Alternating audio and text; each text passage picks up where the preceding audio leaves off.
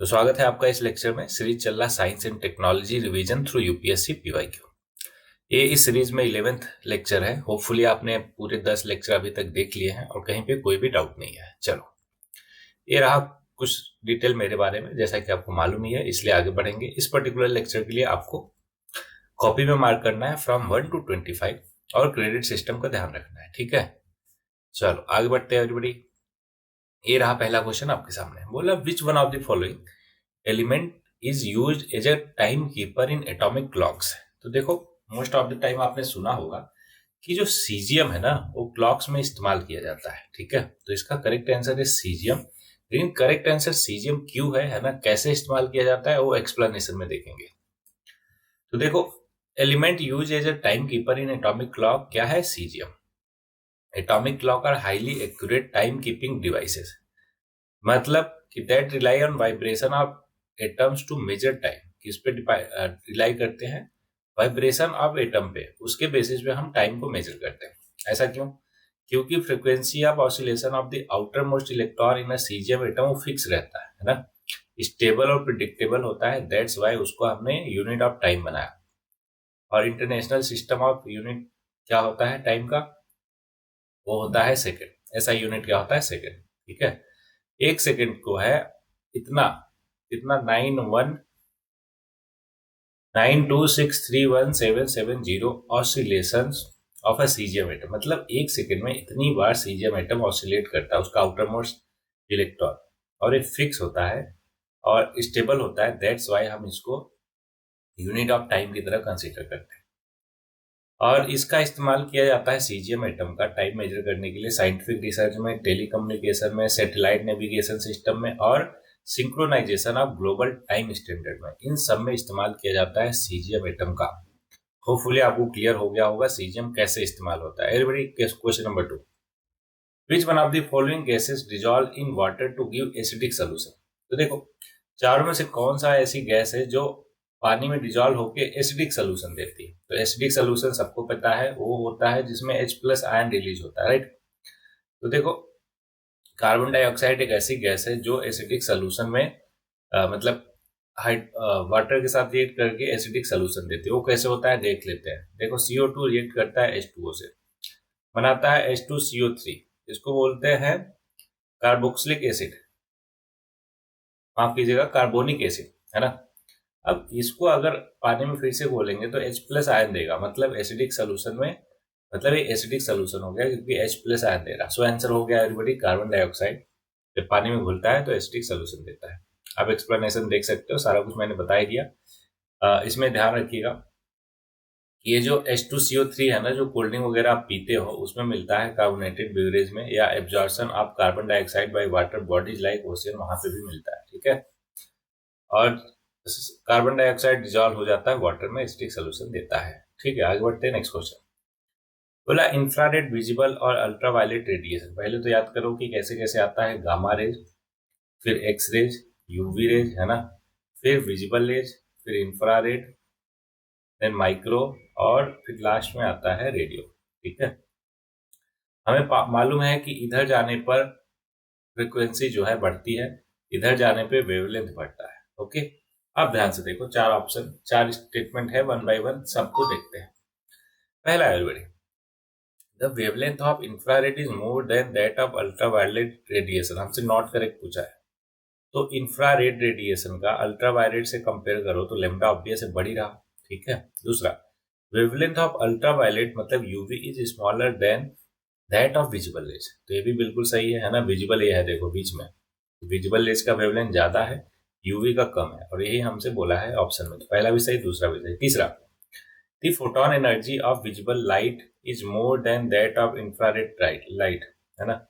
अब ध्यान से समझो कि फोटोन एनर्जी, एनर्जी क्या होती है, मैंने बताया कि H इंटू न्यू। न्यू क्या है? फ्रिक्वेंसी। तो अगर अगर फ्रिक्वेंसी ज्यादा है, इसका मतलब कि उसका जो एनर्जी है फोटोन का वो भी ज्यादा होगा। ठीक है, तो अब तीसरा स्टेटमेंट फिर से पढ़ते हैं। बोला photon energy of visible light, देखो विजिबल यहाँ है, is more than that of infrared, यहाँ पे है। तो ये बिल्कुल ठीक हो गया। क्यों? क्योंकि इसका फ्रीक्वेंसी ज्यादा है विजिबल का as compare to infra, that's why इसका एनर्जी कंटेंट भी ज्यादा है। अगला, the photon energy of UV is less than that of visible. तो यूवी देखो आगे पढ़ रहा है ना, फ्रिक्वेंसी ज्यादा तो एनर्जी ज्यादा, लेकिन बोल रहा कि इसका एनर्जी कम है, तो हमसे गलत पूछा था, गलत मिल गया, ऑप्शन डी। एकदम डिटेल में समझा दिया, इसलिए आई होप कि आपको एक्सप्लेनेशन की जरूरत नहीं, अगर आप चाहो तो देख सकते हो एक्सप्लेनेशन, ठीक है।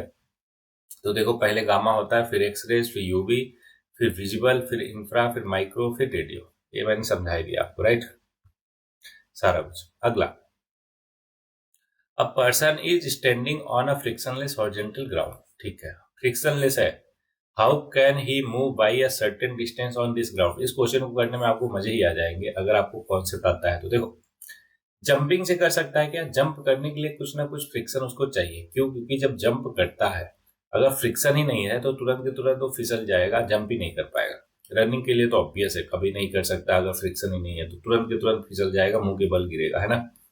रोलिंग, रोलिंग के लिए भी एवरीबॉडी फ्रिक्शन चाहिए होता है, बिना फ्रिक्शन के वो रोल नहीं कर सकता। सोचो, हम सोचते हैं ना कि फ्रिक्शन जो है वो एविल है, कि हमारा पूरा का पूरा एनर्जी जो है वेस्ट कर देता है कितना सारा, लेकिन एक्चुअल में सच वो एक नेसेसिटी, नेसेसिटी एविल है, मतलब वो जरूरत भी है। क्यों, अगर वो नहीं रहेगा तो हम चल ही नहीं पाएंगे, मतलब कि उसके बिना मोशन पॉसिबल ही नहीं। मोशन तब होता है जब सरफेस और ऑब्जेक्ट के बीच में कुछ ना कुछ फ्रिक्शन हो। अगर फ्रिक्शन ही नहीं रहेगा ना तो आप समझो कि हर बार आप फिसल जाओगे। जैसे आप बर्फ वगैरह पे अगर आप दौड़ने की कोशिश करो तो क्या होता है, फिसल जाते हो ना, क्यों, क्योंकि वहां पे फ्रिक्शन ही नहीं है, राइट। तो मजेदार चीज बचा क्या, स्नीजिंग। देखो जब आप स्नीज करते हो ना, स्नीजिंग में क्या होता है, छींकने पर आपके मुंह से, है ना, इवन नाक से भी हवा बाहर निकलती है। अब हवा बाहर निकलती है तो फोर्स लगाती है ईयर, आसपास का जो ईयर है उस पर। तो एज पर एक Newton third law of motion, क्या, कि जब आप फोर्स बाहर लगाते हो तो उसका रिवर्स आपको मिलता है, इक्वल एंड अपोजिट रिएक्शन, है ना। तो आप क्या होते हो, पीछे की तरफ जाते हो छींकने पर, ओके। तो ये हो गया करेक्ट आंसर, ऑप्शन है। देखो मजेदार क्वेश्चन था ना, और अच्छे से कॉन्सेप्ट भी क्लियर हुआ, वेरी गुड, इसको आप पढ़ सकते हो। नेक्स्ट क्वेश्चन पे आगे बढ़ते हैं। A person throw an object on a horizontal frictionless plane surface, ठीक है। It is noticed that there are two forces acting on this object, क्या क्या, एक ग्रेविटेशनल पुल जो हमेशा नीचे लगता है, पुल करता है, और दूसरा नॉर्मल जो हमेशा ऊपर लगता है, ठीक है। According to the third law of motion the net resultant force is zero, obvious net force क्या है, जीरो है। तो बोला which of the following is correct, चार ऑप्शन है। पहला, the object will move with acceleration, जब नेट फोर्स जीरो है तो एक्सेलेरेशन भी जीरो होगा, तो इसलिए पहला गलत। दूसरा, the object will move with D acceleration, ये भी गलत, क्यों, क्योंकि ऑब्वियस है, मैंने बताया नेट फोर्स जीरो है तो एक्सेलेरेशन डी एक्सेलेरेशन भी जीरो होगा। तीसरा, the object will move with constant speed with but varying direction, direction कैसे वेरी करेगा, अगर डायरेक्शन वेरी करने लगा तो वेलोसिटी तो कांस्टेंट नहीं रहेगा, वेलोसिटी भी वेरी होगा, और चेंज इन वेलोसिटी को ही हम एक्सेलेरेशन बोलते हैं। एक्सेलेरेशन क्या होता है, rate of change of velocity with respect to time. तो अगर डायरेक्शन वेरी करेगा ना तो एक्सेलेरेशन कुछ ना कुछ होगा, लेकिन अभी हमने देखा कि नेट फोर्स जो है जीरो है, दैट्स वाई एक्सेलेरेशन भी जीरो होगा, तो ऑप्शन सी तो होगा नहीं। तो बचा कौन सा, ऑप्शन डी जो है करेक्ट आंसर हो जाएगा। सो एवरीबॉडी, ऑप्शन डी कैसे करेक्ट आंसर हुआ उसको भी पढ़ लेते हैं कि the object will move with constant velocity, अभी मैंने बोला कि कांस्टेंट वेलोसिटी होना चाहिए, सच दैट एक्सेलरेशन जो होता है डीवी बाई डी, मतलब rate of change of velocity with respect to time होता है, और अगर वेलोसिटी कांस्टेंट है तो इसका चेंज जो है, rate of change of velocity क्या हो जाएगा, जीरो, तो एक्सेलरेशन आ गया जीरो। अब मैंने बोला कि अगर नेट फोर्स जीरो है तो एक्सेलरेशन भी जीरो होता है, ऐसा क्यों, क्योंकि एफ नेट का फॉर्मूला होता है मास इंटू एक्सेलरेशन। ये कहाँ से है, याद कीजिए, सेकेंड लॉ ऑफ मोशन का कंक्लूजन है ये, कि force equal to mass into acceleration. तो देखो नेट फोर्स जीरो है, इसलिए एक्सेलरेशन भी क्या होना चाहिए, जीरो। और अगर एक्सेलरेशन जीरो है तो डीवी बाई डी होता है। डीवी का मतलब क्या हुआ, change in velocity. Change in velocity अगर जीरो है, इसका मतलब वेलोसिटी क्या होना चाहिए, कांस्टेंट होना चाहिए। ध्यान है एवरीबॉडी, वेलोसिटी है ये, ना कि स्पीड है, ओके। नेक्स्ट क्वेश्चन, पूरा एकदम डिटेल में बता दिया, इसलिए आगे बढ़ेंगे। ये है चार स्टेटमेंट हमारे पास, और चारों में से कौन कौन सा सही है गलत है बता रहा है। पहला, the chain reaction process is used in nuclear bombs to release a vast amount of energy, but in nuclear reactor there is no chain reaction, बिल्कुल गलत है। न्यूक्लियर रिएक्टर में भी चेन रिएक्शन होता है एवरीवन, ठीक है, लेकिन वो कंट्रोल्ड चेन रिएक्शन होता है, क्या, कंट्रोल्ड चेन रिएक्शन। तो इसलिए ये बोल रहा है कि चेन रिएक्शन होता ही नहीं, लेकिन कंट्रोल चेन रिएक्शन होता है, हमें मालूम है, दैट्स वाई पहला स्टेटमेंट नहीं होगा। तो ऑप्शन ए गया, डी गया, बचा कौन सा, बी और सी, ठीक है। तो 2 3 4, तो दूसरा देखो, in nuclear reactor the reaction is controlled while in nuclear bomb the reaction is uncontrol. एकदम सही है, तो ये ऑप्शन बी आ जाएगा करेक्ट आंसर। क्यों? क्योंकि उसी में केवल 2 है ना।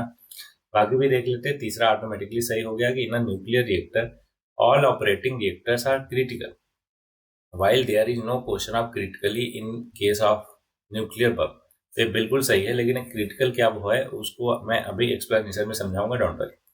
चौथा बोल रहा है कि nuclear reactor do not use moderator. अरे मॉडरेटर ही तो यूज करते हैं, क्या करने के लिए? स्लो डाउन करने के लिए न्यूट्रॉन्स को, है कि नहीं? तो इसलिए चौथा गलत हो जाएगा एवरीबॉडी। दूसरा और तीसरा सही हो गया, आंसर आ गया। अब इसका एक्सप्लेनेशन देखते हैं। क्रिटिकल का मुझे आपको सब मतलब समझाना है, बाकी सब तो आपको आता है, ठीक है। कंट्रोल चेन रिएक्शन होता है और this happen when the reactor is in configuration such that one neutron from one atom fusion causes another fusion and the reactor is said to be critical. देखो, अगर एक फ्यूजन से, fusion reaction मैंने आपको समझाया ही है, तो एक अगर फ्यूजन से क्या होता है समझो ध्यान से, कि यूरेनियम है उस पर हमने एक न्यूट्रॉन की 0 n 1 एक न्यूट्रॉन की बम्बार्डिंग कराई, तो यहां से 3 न्यूट्रॉन निकला। अब इन 3 न्यूट्रॉन में से 2 न्यूट्रॉन को हमें न्यूट्रलाइज करना होता है, मतलब उनका वो स्टॉप करना होता है, केवल एक ही न्यूट्रॉन को आगे बढ़ने देना होता है सच दैट कि कंट्रोल्ड चेन रिएक्शन हो। नहीं तो मैंने आपको समझाया था ना, चेन रिएक्शन क्या होता है, एक न्यूट्रॉन से 3, फिर 3 से 9, फिर 9 से 27, 27 से 81, समझ लो इतने सारे न्यूट्रॉन क्रिएट होते हैं और इतना ज्यादा रिएक्शन होता है कि एनर्जी का भरमार हो जाता है, मतलब बहुत ज्यादा एनर्जी रिलीज होती है, enormous amount of energy release, right. इसी को कंट्रोल करने के लिए हम कंट्रोल चेन रिएक्शन कराते हैं न्यूक्लियर रिएक्टर में। अगर ऐसा ना कराए तो क्या होगा, अनकंट्रोल चेन रिएक्शन होगा, तो वहां बहुत ज्यादा एनर्जी प्रोड्यूस होगा, जो कि ऑब्वियस है क्या करेगा, पूरा का पूरा है ना तहस नहस कर देगा। जो पर्पज से हम कर रहे हैं वो कभी फुलफिल ही नहीं हो पाएगा। तो इसी में एक न्यूट्रॉन जो निकलता है वो नया फ्यूजन रिएक्शन कॉज करता है, उसी को हम क्या कहते हैं, क्रिटिकल कहते हैं। जबकि no question of critically in case of nuclear वहां पे तो क्रिटिकली का कुछ मतलब ही नहीं, क्यों? क्योंकि वहां पे चेन रिएक्शन होता है 1 से 3, 3 से 9, 9 से 27 एंड सो ऑन। ओके, चलो आई होप जो भी क्वेश्चन आपको एकदम clear. Which one of the following is not a semiconductor? तो देखो सेमीकंडक्टर होता है 14th ग्रुप। पीरियोडिक टेबल में आपको मालूम ही है 14th ग्रुप है ना, तो उसमें हमें मिलते हैं क्या मिलते हैं, सेमीकंडक्टर, जैसे सिलिकॉन, जर्मेनियम, हाँ कार्बन को छोड़ के सिलिकॉन, जर्मेनियम है ना, ये सब के सब क्या है, सेमीकंडक्टर है। हमसे क्या पूछा है, नॉट अ सेमीकंडक्टर। तो देखो क्वार्ट्ज जो है वो सेमीकंडक्टर नहीं है, वो एक्चुअल में सिलिकॉन ऑक्साइड का एक कंपाउंड होता है, SiO2 है ना, तो SiO2। तो क्वार्ट्ज जो है सिलिका का एक कंपाउंड है, मिनरल है, ना कि सेमीकंडक्टर है, ठीक है। गैलियम आर्सेनाइड भी होता है, तो ऑप्शन सी जो है वो नहीं होता है। मैंने सारा कुछ बता दिया, इसलिए आगे बढ़ेंगे एवरीबॉडी। सेमीकंडक्टर क्या होते हैं, बेसिक मटेरियल होते हैं, यूज किए जाते हैं सॉलिड स्टेट इलेक्ट्रॉनिक डिवाइस जैसे डायोड, ट्रांजिस्टर, आईसी, इन सबको बनाने में, ठीक। लैटिस स्ट्रक्चर की बात करें, and the atomic structure of constituent element decide whether a particular material will be insulator, metal या फिर सेमीकंडक्टर। चल मैं सिंपल लैंग्वेज में बता देता हूँ। देखो अगर कोई भी मटेरियल है ना इलेक्ट्रिसिटी को कंडक्ट नहीं करता है तो वो इंसुलेटर कहलाता है, करता है अगर फ्री इलेक्ट्रॉन है उसमें तो मेटल कहलाता है। सेमीकंडक्टर क्या होता है कि स्पेसिफिक कंडीशन में, फॉर एग्जांपल उसका टेम्परेचर बढ़ा दिया जाए, मतलब किसी मटेरियल का टेम्परेचर बढ़ा दो या डोपिंग कर दो, तो फिर अगर वो कंडक्टर की तरह यूज करने लगे, तो यूज होने लगे, तो उसको हम सेमीकंडक्टर बोलते हैं। यहाँ तक क्लियर है? Very good. क्वार्ट्ज की बात करें तो एक hard crystalline mineral composed of silica है, जिसको सिलिकॉन डाइऑक्साइड भी बोलते हैं। Next question, which one of the following does the centre of mass lies outside the body? अब सेंटर ऑफ मास बात कर लेते हैं, बेसिक कॉन्सेप्ट है फिजिक्स का, कि सेंटर ऑफ मास जो होता है वो एक ऐसा पॉइंट होता है किसी भी ऑब्जेक्ट में जहां पर पूरे के पूरे बॉडी का मास कंसंट्रेटेड मान सकते हैं। एग्जाम्पल के तौर पे अगर कोई स्फीयर है तो उसका सेंटर जो है वो सेंटर ऑफ मास हो जाता है। एक रेक्टेंगल है तो उसका बिल्कुल बीच का हिस्सा, मतलब कि हॉरिजॉन्टल और वर्टिकल दोनों कट करो, बिल्कुल बीच से जहां पे कट करेगा वो उसका सेंटर ऑफ मास हो जाएगा। समझ गया कि all the mass of the body is concentrated on this particular point. अब समझो ध्यान से फिर से, क्या अगर हम सेंटर ऑफ मास पे है ना, अगर उस पर स्टैंड करना चाहें किसी ऑब्जेक्ट को, मान लो कि ऐसे करके कोई है ना रेक्टेंगल, तो हो जाएगा? हो जाएगा क्या? बिल्कुल हो जाएगा। क्यों? क्योंकि वहीं पे पूरा का पूरा मास कंसंट्रेटेड होता है। तो बोला कि centre of mass lies outside of the body, किस में होता है? फाउंटेन पेन में नहीं, अंदर ही होता है। क्रिकेट बॉल का भी अंदर ही होता है, रिंग में ही बाहर ही होता है, ठीक है। तो एवरीबॉडी जो रिंग होता है ना उसका सेंटर ऑफ मास बाहर होता है। क्यों? क्योंकि रिंग में बीच में खाली होता है और यही बीच में उसका सेंटर ऑफ मास होता है। कैसे पता? अब एक कागज लो, उसके ऊपर इस रिंग को रख दो, तो इसके बीच में अगर इसको बैलेंस करोगे ना तो बिल्कुल हो जाएगा। तो वही इसका सेंटर ऑफ मास हो गया जहां पे वो बैलेंस हो जाए। ऐसे भी अगर बुक की बात करें तो आप बताओ कि बुक जो है पूरी पूरी तरीके से कहाँ बैलेंस हो जाती है? एकदम मिड में। वो भी एक रेक्टेंगल है, मैंने बता ही दिया। तो इसका भी अंदर ही होता है लेकिन रिंग का बाहर होता है, वही हमसे पूछा था। Okay, next question. So बोल रहा optical phenomena that is primarily responsible for the observation of rainbow on a rainy day. तो रेनी डे पे रेनबो देखने के लिए कौन सा फिनोमिना जिम्मेदार है? डिफ्रेक्शन होता है क्या? नहीं। इंटरफेरेंस? ये भी नहीं। डिस्पर्सन? बिल्कुल। रिफ्लेक्शन? बिल्कुल। लेकिन जो मेन फिनोमिना है वो है डिस्पर्सन ऑफ लाइट एवरीबॉडी। तभी 7 कलर में वो डिवाइड होता है। डिस्पर्सन ऑफ लाइट क्या है कि जब भी किसी प्रिज्म के थ्रू पास करता है क्या लाइट, तो 7 कलर में डिवाइड हो जाता है, जिसको क्या बोलते हैं? विबग्योर बोलते हैं। ठीक है, तो यही जिम्मेदार है किसके लिए? रेनी डे पर रेनबो के लिए। तो ऑप्शन सी हो गया करेक्ट आंसर एवरीबॉडी। और TIR होता है टोटल इंटरनल रिफ्लेक्शन, लेकिन यहाँ पे केवल रिफ्लेक्शन दिया था, इसलिए उस वाले को हम कंसिडर नहीं करेंगे। एवरीबॉडी बाकी सब पता है हमें। डिफ्लेक्शन और इंटरफेरेंस फिर से देख लेते हैं कि it is spreading out of any wave around obstacle. मतलब ये हुआ कि अगर बहुत ही छोटा सा होल है तो उसके मतलब आसपास जो है लाइट फैल जाती है, इसी को डिफ्लेक्शन बोलते हैं। ठीक है, देखा ही होगा डेली लाइफ में आपने कहीं ना कहीं।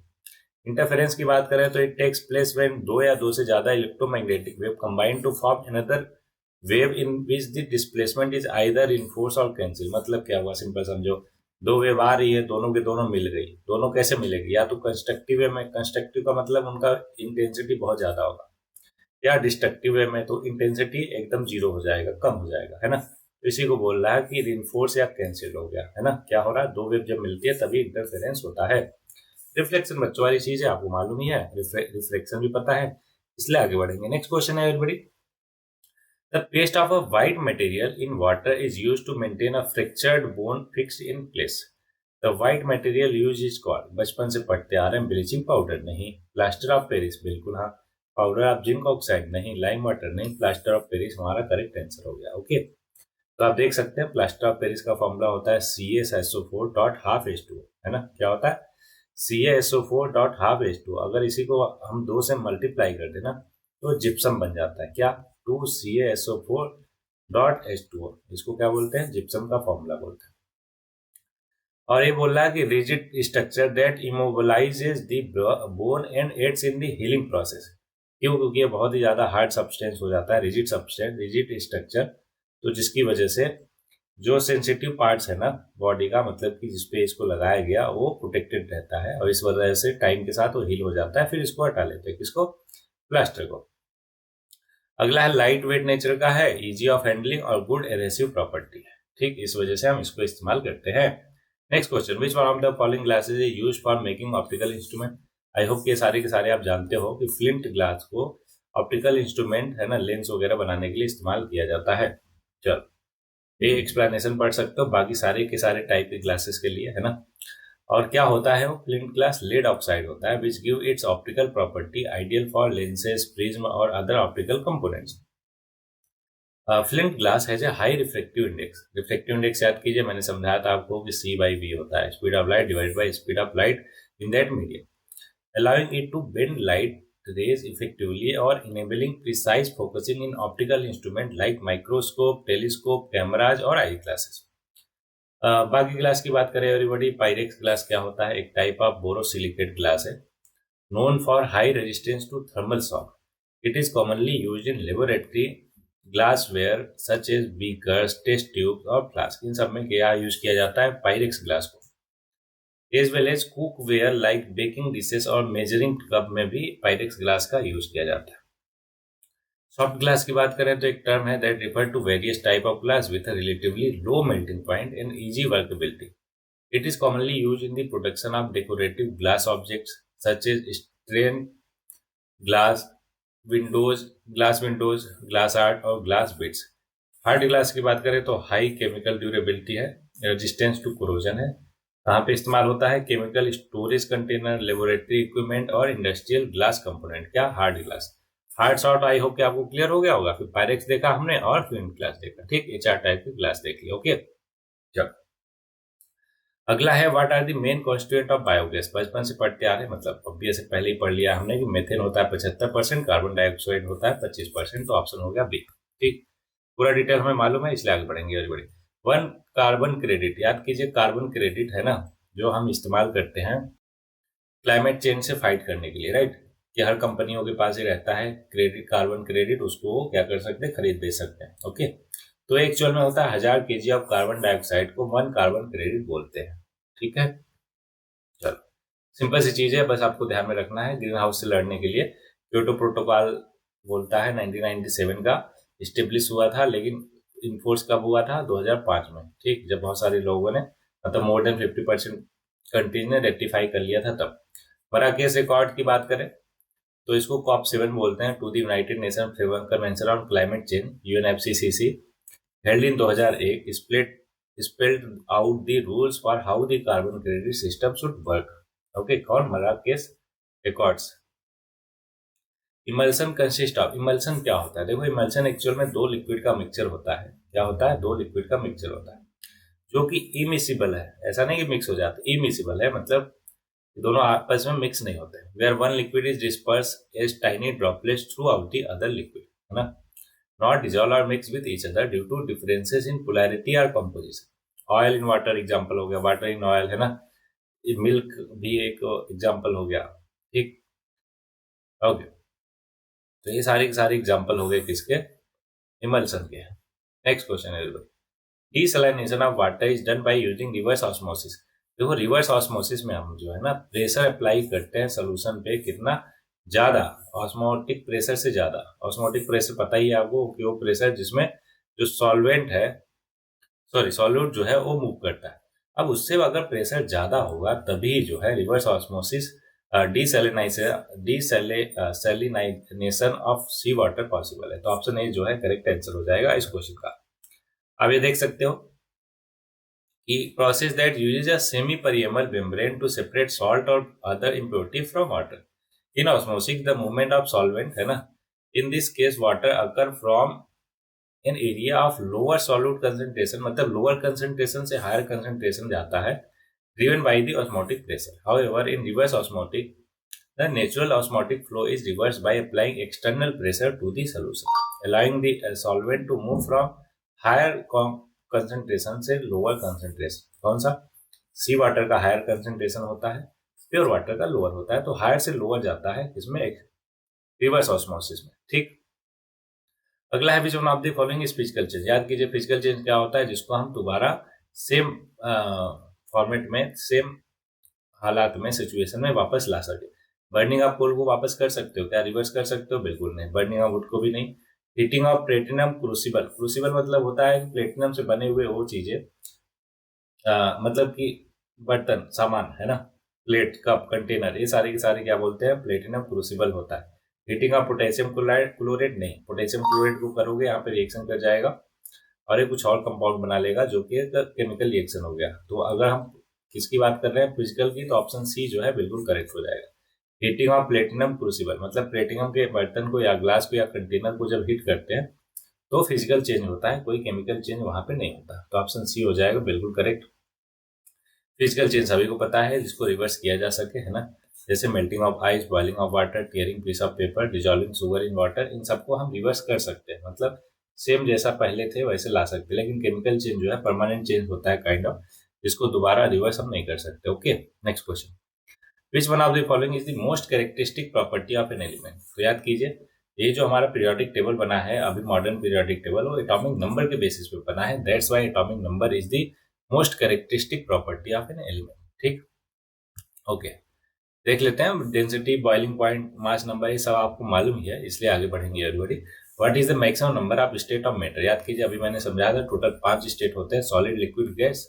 सॉलिड लिक्विड गैस के बाद प्लाज्मा और बोस आइंस्टाइन कंडेंसेट, है ना, ये हमने 5वां पढ़ा था अभी पिछले लेक्चर में आई थी। तो ये 5 हो गया आंसर। ठीक है, next, the chemical properties of an element depend on, ध्यान रहे केमिकल प्रॉपर्टीज बोल रहा है, नंबर ऑफ आइसोटोप नहीं, mass number of the element बिल्कुल नहीं, the total number of neutrons in the element एकदम नहीं, the number of electrons in the outer shell of the element बिल्कुल, इसी को वैलेंसी बोलते हैं एवरीबॉडी। और जितने भी केमिकल प्रॉपर्टी होती है ना वो उनकी वैलेंसी पे डिपेंड करती है, या फिर आउटर मोस्ट सेल में कितने इलेक्ट्रॉन है उस पर डिपेंड करती है। ठीक है, चलो आगे बढ़ते हैं। बोला bleeding of gum, falling of teeth, fragile bones और delayed wound healing occur due to deficiency of the which of the following vitamin. तो विटामिन सी हो गया इसका करेक्ट आंसर। देखो विटामिन के की वजह से ब्लड क्लॉटिंग नहीं होती है। विटामिन डी की वजह से अगर हम बात करें रिकेट्स होता आता है, क्या हो जाता है रिकेट्स, और इसकी वजह से स्कर्वी हमें मालूम है ना कि गम्स में ब्लीडिंग होने लगती है। और विटामिन सी की वजह से, विटामिन बी की बात करें तो बेरी बेरी बी1 की वजह से होता है, और बाकी भी के डिफिशियंसी से बाकी चीजें भी होती है। मैंने आपको बता ही दिया इसका आंसर, इसलिए आगे बढ़ेंगे एवरीबॉडी, सबका मालूम ही है आपको, इसलिए नेक्स्ट क्वेश्चन पे आएंगे। The plant growth regulators are small simple molecules of diverse chemical composition. They are, चार स्टेटमेंट, चार ऑप्शन। तो वो बने होते हैं एक्चुअल में कार्बोहाइड्रेट, फैट्स और प्रोटीन के नहीं।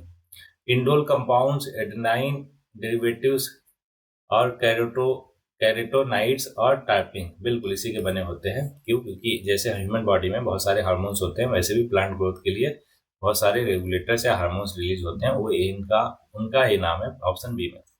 वन बाई वन सबको देखते हैं, ठीक है। They are indole compounds, adenine derivative, मतलब सारे के सारे, ठीक। ये क्या करते हैं? रेगुलेट करते हैं प्लांट की ग्रोथ को। Hormones are phytohormones are naturally occurring substances that regulate various aspects of plant growth and development. They play a crucial role in processing such as cell division, elongation, differentiation, flowering, fruiting और response to environmental stimuli. अब अलग अलग कौन कौन से compound क्या क्या करते हैं ये आप चाहो तो पढ़ सकते हो, ठीक है। ओके एवरीबॉडी, नेक्स्ट क्वेश्चन ये है blue baby syndrome is caused by the contamination of, बचपन से इसको भी पढ़ते आ रहे हैं, मतलब बहुत बार देख लिया है कि नाइट्रेट जो होते हैं उसकी वजह से ब्लू बेबी सिंड्रोम होता है। ध्यान है, नाइट्रेट ना कि नाइट्राइट। ओके, तो आगे बढ़ते हैं। माइटोकॉन्ड्रिया, अभी मैच करना है लिस्ट 1 को लिस्ट 2 से। सेल ऑर्गेनेलिज गिवन है, उनका फंक्शन है। माइटोकॉन्ड्रिया क्या होता है? Power house of the cell, ATP formation. चौथा, क्लोरोप्लास्ट, यहाँ पे फोटोसिंथेसिस होता है, तो ऑप्शन पहला। राइबोसोम प्रोटीन सिंथेसाइज करता है, ऑप्शन दूसरा। लाइजोसोम इंट्रासेलुलर डाइजेशन करता है, तो इसलिए तीसरा। तो क्या हो गया? 4 1 2 3। आई होप कि सारा का सारा क्लियर आपको। ये हम पढ़ते ही आ रहे हैं, कितनी बार तो पढ़ चुके हैं कि सबका क्या क्या काम होता है, राइट। तो इसलिए ज्यादा टाइम नहीं लगाएंगे, एवरीबॉडी आगे बढ़ेंगे। The foul smell of urine of a healthy man having healthy food when spilled on floor is mainly due to bacterial decomposition. Of foul smell जो आता है वो किसका रहता है? यूरिया इंटू सल्फर डाइऑक्साइड नहीं, शुगर इंटू कार्बन डाइऑक्साइड बिल्कुल नहीं, लिपिड्स इंटू मेथिन नहीं, यूरिया इंटू अमोनिया बिल्कुल सही है। कि यूरिया जो होता है ना, प्रेजेंट होता है किसमें? यूरिन में, वो कन्वर्ट हो जाता है अमोनिया में। कैसे? बैक्टीरियल डिकम्पोजिशन की वजह से। ओके, तो ऐसा फुल स्मेल आता है उसका। सो एवरीबॉडी, आई होप कि आपको बहुत अच्छे से clear. Next question, desalination of water, अभी हमने देख लिया। लार्जर देन ऑस्मोटिक प्रेशर, पूरा डिटेल में भी इसको समझ लिया था। सो एवरीबॉडी, इस पर्टिकुलर लेक्चर में इतने ही क्वेश्चन थे। आई होप कि एक एक क्वेश्चन आपको अच्छे से क्लियर होंगे। तो जैसा कि लास्ट में 2 लाइन रहती है आपके लिए, तो आज की है कि believe you can and you are halfway there, मतलब कि जस्ट आपका ये बिलीव कि हाँ आप कर सकते हो, आपको आधा एज दे देता है, मतलब आधा काम आपका वहीं पे कंप्लीट कर देता है। ओके, तो वो फुली आपको ये समझ में आया हो, अच्छा भी लगा हो, और पूरे लेक्चर में कहीं पे कोई भी डाउट ना आ रहा हो। अगर होगा भी तो टेंशन नॉट, क्यों? क्योंकि आपको मालूम है कभी भी किसी भी टाइम पूछ सकते हो आप, है कि नहीं। चलो, और ये बहुत जरूरी होता है एवरीबॉडी कि इंटरेक्ट करो, बात करो, पूछो, डिस्कस करो। क्योंकि अगर आपको डाउट नहीं आ रहा तो इसका मतलब फिर मेरे को डाउट होने लगता है कि क्या मैं ढंग से पढ़ा रहा हूँ। क्यों? तो अगर मैं ढंग से पढ़ा रहा हूँ, एक रेशनैलिटी है ना, और एक कॉमन सेंस वाला अप्रोच डेवलप करा रहा हूँ, तो जरूर आपके अंदर डाउट आएगा। ठीक, डाउट आता है तो पूछा करो, डिस्कस किया करो। ओके, चलो इस लेक्चर में बस इतना ही, मिलते हैं नेक्स्ट लेक्चर में। तब तक के लिए पढ़ते रहिए, आगे बढ़ते रहिए।